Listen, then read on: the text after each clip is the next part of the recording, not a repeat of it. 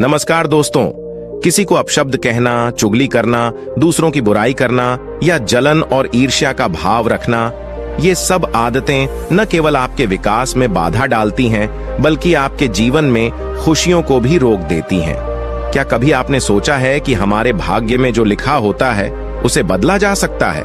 आज की इस प्रेरणादायक कहानी में हम जानेंगे कि जन्म से पहले जो हमारे जीवन में लिखा जा चुका होता है, क्या वह बदला जा सकता है? यदि आप यह सब जानने के इच्छुक हैं, तो इस अद्भुत कहानी को अंत तक जरूर सुनें। नमस्कार दोस्तों, आप सभी का दिल से स्वागत है इस शिक्षाप्रद और ज्ञानवर्धक कहानी में। मेरा आपसे निवेदन है कि इस कहानी का पूरा आनंद उठाएं और इसे अंत तक हमारे साथ जरूर देखें। तो चलिए शुरू करते हैं। बहुत समय पहले की बात है। एक गांव में एक गरीब किसान लक्ष्मण अपनी पत्नी के साथ रहता था। उनका जीवन संघर्षों से भरा था, लेकिन एक दिन उनके घर में खुशियों की लहर दौड़ गई। उनके यहाँ एक प्यारे बेटे का जन्म हुआ। इस नन्ही खुशी ने उनके जीवन में नई उमंग भर दी। किसान और उसकी पत्नी इस अनमोल उपहार को पाकर बेहद खुश थे, मानो उनकी जिंदगी में एक नई रोशनी आ गई हो। गांव में हर ओर से लोग किसान को बधाई देने के लिए आ रहे थे। एक सुबह का समय था जब किसान के घर के बाहर एक संत ने भिक्षा के लिए आवाज लगाई। किसान के घर में आज खुशी का माहौल था, इसीलिए उसने संत को आदर पूर्वक अंदर बुला लिया और बैठने के लिए कहा। संत के बैठ जाने पर किसान ने निवेदन किया, महाराज, हमारे घर में लंबे समय बाद संतान का आगमन हुआ है। कृपया इस बच्चे का नामकरण करके हमें आशीर्वाद दें। संत ने बच्चे को अपनी गोद में उठाया और देखा कि उसकी बाजू पर एक विशेष चिन्ह उभरा हुआ है, जो राजयोग का प्रतीक था। संत उस चिन्ह को देखकर अचरज में पड़ गए। किसान ने संत के चेहरे पर हैरानी देखी तो पूछ बैठा, महाराज, आप इतने चिंतित क्यों दिख रहे हैं? संत ने मुस्कुराते हुए कहा, चिंतित नहीं, बल्कि मैं अत्यंत प्रसन्न हूं। यह बच्चा अत्यधिक भाग्यशाली है और इसके भविष्य में सफलता के योग है। संत ने कहा, तुम्हारे बेटे की किस्मत में राजयोग लिखा है। किसान ने चौंकते हुए पूछा, महाराज, मैं आपकी बात ठीक से समझ नहीं पा रहा। आप क्या कह रहे हैं? संत मुस्कुराए और बोले, तुम्हारा बेटा एक दिन राजा बनेगा। वह 18 साल की उम्र में इस राज्य की राजकुमारी से विवाह करेगा और फिर इस नगर का शासक बन जाएगा। संत की यह बात सुनकर किसान खुशी से झूम उठा। जब गांव वालों को यह खबर मिली कि रामू का बेटा एक दिन नगर का राजा बनेगा, तो सब लोग उसे देखने के लिए उमड़ पड़े। एक दिन की बात है, उस नगर का राजा शिकार के लिए जंगल में निकला था, लेकिन उसे हिरण नहीं मिल पाया। शिकार करते करते राजा काफी दूर जंगल में खो गया। अब उसकी प्यास बढ़ने लगी, लेकिन आसपास कोई नदी या तालाब नहीं था जहां वह पानी पी सके। राजा ने कई घंटे जंगल में भटकते हुए पानी की तलाश की और आखिरकार वह उसी गांव में पहुंच गया जहां लक्ष्मण नाम का किसान अपनी पत्नी और बच्चे के साथ रहता था। राजा की नजर एक साधु पर पड़ी, जो अपनी कुटिया के पास बैठा हुआ था। राजा ने प्यासे होकर साधु से पानी मांगा। साधु ने उसे रुकने के लिए कहा और फिर अपनी कुटिया से पानी लाकर राजा को दिया। राजा ने पानी पीने के बाद देखा कि बहुत सारे लोग बाहर इकट्ठे होकर जा रहे थे। राजा ने आश्चर्य से साधु से पूछा, यह लोग कहां जा रहे हैं? साधु ने मुस्कुराते हुए जवाब दिया, ये सभी लक्ष्मण के घर जा रहे हैं, क्योंकि वहां एक अत्यधिक भाग्यशाली बच्चे का जन्म हुआ है। साधु बाबा ने उस बच्चे के बारे में एक भविष्यवाणी की थी, जिसे सुनकर राजा का मन अशांत हो गया। राजा ने जिज्ञासा से साधु से पूछा, ऐसी कौन सी भविष्यवाणी है जिसके कारण सभी लोग लक्ष्मण के घर जा रहे हैं? साधु ने कहा, साधु बाबा ने भविष्यवाणी की है कि जब लक्ष्मण का बेटा 18 साल का होगा, तो वह इस राज्य के राजा की पुत्री से विवाह करेगा और बाद में वह इस राज्य का शासक बनेगा। राजा यह सुनकर चौंक गए और बहुत क्रोधित हुए। उनका मन यह सोचने लगा कि एक साधारण किसान का बेटा कैसे उनकी पुत्री से विवाह कर सकता है और राज्य का शासक बन सकता है। राजा राजेश ने संत से कहा, संत जी, मैं इस राज्य का राजा हूं। आप क्या सोचते हैं? मैं एक साधारण किसान के बेटे के साथ अपनी बेटी की शादी कर दूंगा। संत ने शांत स्वर में उत्तर दिया, राजेश, जो इस बच्चे के भाग्य में लिखा है उसे कोई नहीं बदल सकता। राजेश ने अपनी ताकत पर घमंड करते हुए कहा, संत जी, आप भगवान का लिखा हुआ मिटाकर दिखाइए, मैं वह कर दिखाऊंगा। संत मुस्कुराए और बोले, राजेश, मैं भी वही हूं और आप भी वही हैं, तो अब हम देखते हैं कि यह सब कैसे घटित होता है। राजा ने संत को प्रणाम किया और अपने महल लौट गया, लेकिन रात भर उसकी नींद उड़ी रही। उसका मन इसी विचार में उलझा था कि किसी भी कीमत पर संत की भविष्यवाणी को सच नहीं होने देगा। अगले दिन राजा ने अपना वेश बदल लिया और लक्ष्मण के गांव की ओर निकल पड़ा। गांव पहुंचकर वह लोगों से पूछताछ करते करते लक्ष्मण के घर तक जा पहुंचा। राजा ने घर के बाहर से आवाज लगाई और लक्ष्मण उसकी आवाज सुनकर बाहर आ गया। आप कौन हैं और यहां किस लिए आए हैं? व्यापारी ने कहा, मैं पास के गांव का एक धनी व्यापारी हूं और कपड़ों का व्यापार करता हूं। मैंने सुना है कि तुम्हारे घर में एक बहुत ही भाग्यशाली बच्चे का जन्म हुआ है और उसकी किस्मत में बड़े योग हैं। लक्ष्मण ने कहा, हां, आपने सही सुना है। व्यापारी ने मुस्कुराते हुए कहा, अगर आप बुरा ना माने तो एक बात कहूं? लक्ष्मण ने सहमति में सिर हिलाया। व्यापारी ने प्रस्ताव रखते हुए कहा, क्या तुम अपना बच्चा मुझे दे सकते हो? इसके बदले में मैं तुम्हें बहुत सारा धन दूंगा। धनी व्यापारी ने लक्ष्मण से कहा, मैं न केवल तुम्हारे बच्चे को धन दूंगा, बल्कि उसकी पूरी देखभाल भी करूंगा। लक्ष्मण की पत्नी ने तत्काल उत्तर दिया, नहीं व्यापारी जी, मैं अपना बच्चा आपको नहीं दे सकती। इस पर व्यापारी ने जवाब दिया, तुम्हारी स्थिति एक साधारण किसान की है। क्या तुम वाकई अपने बच्चे का भविष्य संवार सकते हो? लक्ष्मण ने गहरी सोच में पड़ते हुए कहा, शायद आप सही कह रहे हैं, हम इसके लिए सक्षम नहीं हैं। लक्ष्मण की बात सुनकर उसकी पत्नी ने भी सहमति जताते हुए कहा, ठीक है व्यापारी जी, हम आपके भरोसे अपना बच्चा सौंपने के लिए तैयार हैं। धनी व्यापारी ने लक्ष्मण से वादा करते हुए कहा, मैं इस बच्चे का पालन पोषण करूंगा, लेकिन जब यह 18 साल का हो जाएगा तब इसे तुम्हारे पास लौटा दूंगा। लक्ष्मण ने संतोष से सहमति में सिर हिलाया और व्यापारी ने बच्चे को अपने साथ ले लिया। व्यापारी बच्चे को लेकर एक गहरी नदी के किनारे पहुंचा। उसने सोचा कि वह इस बच्चे को नदी में छोड़ देगा ताकि उसकी कहानी वहीं समाप्त हो जाए, लेकिन जैसे ही उसने बच्चे का मासूम चेहरा देखा, उसका मन विचलित हो उठा और उसे बच्चे को छोड़ने का साहस नहीं हुआ। काफी सोच विचार के बाद व्यापारी ने एक मजबूत लकड़ी का बक्सा लिया और बच्चे को उसमें रखकर उसे नदी में बहा दिया। व्यापारी ने सोचा कि यह बक्सा नदी के गहरे पानी में जाकर डूब जाएगा और बच्चा वहीं खत्म हो जाएगा। यह सोचकर व्यापारी निश्चिंत होकर अपने घर लौट गया, यह मानते हुए कि अब इस बच्चे का कोई भविष्य नहीं है और उसकी बेटी के साथ इसका संबंध कभी नहीं बनेगा। उधर वह बक्सा नदी के बहाव में बहते बहते किनारे पर आ पहुंचा। नदी के किनारे पर एक संपन्न व्यापारी सूर्य को जल अर्पित कर रहा था। तभी उसकी नजर बहकर आए एक संदूक पर पड़ी। जिज्ञासा में आकर उसने संदूक खोला और उसमें एक मासूम बच्चे को देखकर आश्चर्यचकित रह गया। संयोगवश उस व्यापारी के खुद के कोई संतान नहीं थी। व्यापारी बच्चे को अपने घर ले गया, जहां उसकी पत्नी ने बच्चे को देखकर खुशी जताई।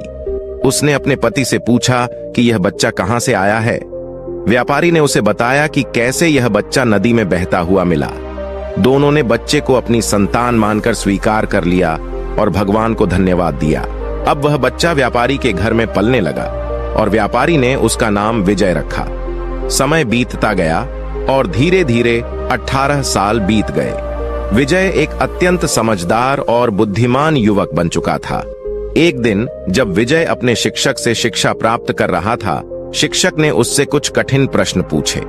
विजय ने तुरंत ही उनका सही उत्तर दे दिया। यह देख शिक्षक ने विजय की प्रशंसा करते हुए कहा, तुम अत्यंत होनहार हो विजय, तुम्हारे भीतर महान बनने की पूरी क्षमता है। विजय की बुद्धिमत्ता देखकर शिक्षक बहुत प्रसन्न हुआ। उसी समय वहां से वही राजा गुजर रहा था जो किसी दूसरे राज्य के कार्य से जा रहा था। राजा ने विजय को देखा और उसकी बुद्धिमत्ता से प्रभावित होकर वहीं रुक गया। उसने विजय से पूछा, बेटा तुम कौन हो, कहां रहते हो और तुम्हारे पिता का नाम क्या है? विजय ने विनम्रता से कहा, महाराज, मैं सेठ धनराज का पुत्र हूं। यह सुनकर राजा वहां से चला गया। अपने कार्यों को निपटाने के बाद राजा जब वापस आया तो वह सीधे सेठ धनराज के घर पहुंचा और उनसे मिलने के लिए कहा। व्यापारी धनराज ने राजा से विनम्रता से कहा, महाराज, मेरा बेटा बेहद समझदार और बुद्धिमान है, लेकिन सच कहूं तो वह मेरा अपना खून नहीं है। मैंने उसे केवल पाला है, लेकिन वह मेरे लिए बेटे से भी बढ़कर है। राजा ने आश्चर्य से पूछा, तो यह लड़का आपका असली पुत्र नहीं है? फिर यह आपको कहां से मिला? इस पर धनराज ने पूरी कहानी सुनाई कि कैसे उसे एक दिन नदी में बहते संदूक में यह बच्चा मिला था और कैसे उन्होंने उसे अपने पुत्र की तरह पाला है। जब राजा ने व्यापारी धनराज की बात सुनी तो वह चौंक उठा। राजा समझ गया था कि यह वही बच्चा है जिसे उसने 18 साल पहले नदी में बहा दिया था। राजा और धनराज अब भी बातचीत कर ही रहे थे कि उसी समय वह लड़का वहां आ गया। राजा ने उसे देखा और धनराज से कहा, व्यापारी जी, मुझे एक आवश्यक कार्य से जाना है। यदि आप अपने बेटे के हाथों मेरी यह चिट्ठी महारानी तक भिजवा देंगे तो मैं उसे सोने की 50 मोहरे इनाम में दूंगा। लड़के ने राजा की बात सुनकर कहा, जी महाराज, मैं आपकी चिट्ठी अवश्य ही रानी तक पहुंचा दूंगा। राजा ने चुपचाप चिट्ठी में एक गुप्त संदेश लिखा, उस पर अपनी मुहर लगाई और उसे लड़के को सौंपते हुए कहा, बेटा, यह चिट्ठी रानी तक सही सलामत पहुंचा देना। लड़के ने चिट्ठी ली और अपनी यात्रा पर निकल पड़ा। रास्ते में चलते चलते वह एक घने जंगल में पहुंच गया, जहां अंधेरा हो गया और वह दिशा भटक गया। रात होने पर उसने वहां रुकने और रात बिताने के लिए कोई सुरक्षित जगह तलाशने की कोशिश की। तभी उसकी नजर एक झोपड़ी पर पड़ी और उसने सोचा, यहीं रात गुजार लेता हूं। ये सोचकर वह धीरे से झोपड़ी के पास पहुंचा और अंदर चला गया। झोपड़ी के भीतर एक बूढ़ी औरत खाना बना रही थी। उसने जैसे ही लड़के को देखा पूछा, बेटा, तुम कौन हो और बिना पूछे अंदर क्यों आए हो? लड़के ने नम्रता से अपना परिचय दिया और कहा, मैं रास्ता भटक गया हूं और रात गुजारने के लिए यहां ठहरना चाहता हूं। लड़के की बात सुनकर बूढ़ी औरत का दिल पिघल गया, लेकिन उसने सावधानी से कहा, बेटा, यहां रुकना सुरक्षित नहीं है। यह जगह डाकुओं का अड्डा है और वे किसी भी समय लौट सकते हैं। अगर उन्होंने तुम्हें यहां देखा तो मुसीबत हो जाएगी। लड़के ने जवाब दिया, मां जी, इतनी अंधेरी रात में मैं कहीं और जा भी नहीं सकता। अगर बाहर गया तो जंगली जानवर मुझे खा सकते हैं। इससे बेहतर है कि मैं यहाँ एक कोने में चुपचाप लेट जाता हूँ और किसी को परेशानी नहीं दूंगा। यह कहकर वह लड़का एक कोने में जाकर लेट गया। कुछ समय बाद डाकू वहां लौट आए। उन्होंने जब बाहर एक अनजान घोड़ा बंधा देखा तो बूढ़ी महिला से इसके बारे में पूछताछ की। बूढ़ी महिला ने उन्हें बताया, इसका नाम अर्जुन है और यह बहुत नेक बच्चा है। यह राजा का संदेश लेकर महल जा रहा है। डाकुओं को यह सुनकर कुछ शक हुआ, क्योंकि वे राजा के इरादों के बारे में अच्छी तरह से जानते थे। संदेह होने पर उन्होंने अर्जुन की जेब से चिट्ठी निकाली और उसे पढ़ना शुरू किया। जैसे ही डाकुओं ने चिट्ठी पढ़ी, उन्हें सारा मामला समझ में आ गया। बूढ़ी महिला ने उनसे पूछा, बेटा, इस चिट्ठी में क्या लिखा है? तब एक डाकू ने बताया, इसमें लिखा है कि जैसे ही यह युवक हमारे पास पहुंचे, उसे मारकर कहीं दूर दफना देना और यह काम राजा के पहुंचने से पहले ही हो जाना चाहिए। बूढ़ी महिला यह सुनकर हैरान रह गई और बोली, यह राजा कितना निर्दयी है, जिसने खुद ही इस लड़के को संदेशवाहक बनाकर भेजा है और अब उसी को मरवाने का आदेश दे रहा है। बूढ़ी महिला ने सोचा, मुझे इस मासूम को बचाना चाहिए।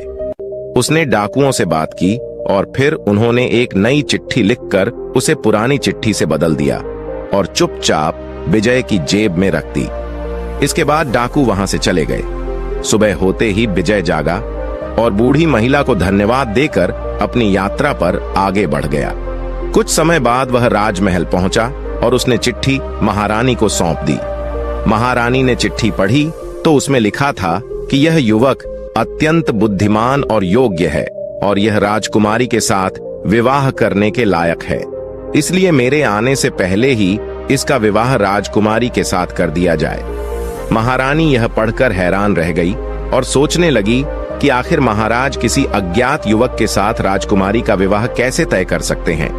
लेकिन जब उन्होंने देखा कि चिट्ठी पर राजा की मुहर लगी हुई है तो उन्हें विश्वास करना पड़ा कि यह युवक झूठ नहीं बोल रहा। महारानी ने राजा के आदेश का पालन करते हुए राजकुमारी का विवाह उस युवक से कर दिया। कुछ दिनों बाद जब राजा लौटा और उसे यह बात पता चली तो वह क्रोध से आग बबूला हो गया। उसने महारानी से कड़क आवाज में पूछा, तुमने ऐसा क्यों किया? महारानी ने शांत स्वर में उत्तर दिया, महाराज, जैसा आपने चिट्ठी में आदेश दिया था मैंने वैसा ही किया। राजा ने तुरंत महारानी से कहा, मुझे वह चिट्ठी दिखाओ। जब महारानी ने चिट्ठी राजा को दिखाई तो राजा ने उसमें लिखा हुआ कुछ और ही पाया। यह देखकर राजा का गुस्सा बढ़ गया और उसने अपने सैनिकों को आदेश दिया, जाओ उस युवक को पकड़कर मेरे सामने लाओ। सैनिक तुरंत गए और विजय को पकड़कर दरबार में ले आए। क्रोध से भरे राजा ने विजय से कहा, तुमने छल से मेरी पुत्री से विवाह कर लिया, परंतु मैं तुम्हें अपना दामाद स्वीकार नहीं करूंगा। विजय ने विनम्रता से उत्तर दिया, महाराज, मैंने कोई छल नहीं किया, मैं निर्दोष हूं और आपकी आज्ञा का पालन ही किया है। राजा ने विजय की बात सुनकर कहा, तुम मुझे मूर्ख बनाने की कोशिश कर रहे हो, लेकिन मैं तुम्हें अपना दामाद स्वीकार नहीं करूंगा। तभी एक सैनिक ने आकर राजा को सूचित किया, महाराज, बाहर एक संत आए हैं और वे आपसे तुरंत मिलना चाहते हैं। राजा ने संत को अंदर बुलाने का आदेश दिया। संत के प्रवेश करते ही राजा ने उठकर उन्हें प्रणाम किया और विनम्रता से उनके आगमन का उद्देश्य पूछा। संत ने कहा, राजन, ऐसा लगता है कि तुमने मुझे पहचाना नहीं। राजा ने विनम्रता से कहा, नहीं महाराज, मैंने आपको नहीं पहचाना। संत ने मुस्कुराते हुए कहा, राजन, मैं वही व्यक्ति हूं जिसके साथ तुमने 18 साल पहले भाग्य को चुनौती देने की बात की थी। संत की यह बात सुनते ही राजा चौंक गया और उसे सब कुछ याद आ गया। संत ने फिर मुस्कुराते हुए कहा, तो बताओ राजन, क्या तुमने भाग्य का लेखा मिटा दिया? राजा ने अपनी दृष्टि नीची करते हुए कहा, नहीं संत जी, मैं भाग्य के सामने हार गया हूं। संत ने राजा से कहा, राजन, भाग्य को कोई पराजित नहीं कर सकता। अब विजय को अपना दामाद स्वीकार कर लो और अपना राजपाट उसे सौंप दो। राजा ने विनम्रता से कहा, जैसा आप कह रहे हैं संत जी, मैं वैसा ही करूंगा। संत राजा को समझाकर वहां से चले गए। राजा ने विजय से माफी मांगी और पूरा राजपाट उसे सौंप दिया। तो दोस्तों, आपको यह कहानी कैसी लगी हमें कमेंट सेक्शन में जरूर बताएं। अगर यह कहानी अच्छी लगी हो तो हमारे चैनल को सब्सक्राइब जरूर करें। फिर मिलते हैं एक नई कहानी के साथ। तब तक अपना ध्यान रखें। धन्यवाद और नमो बुद्धाय।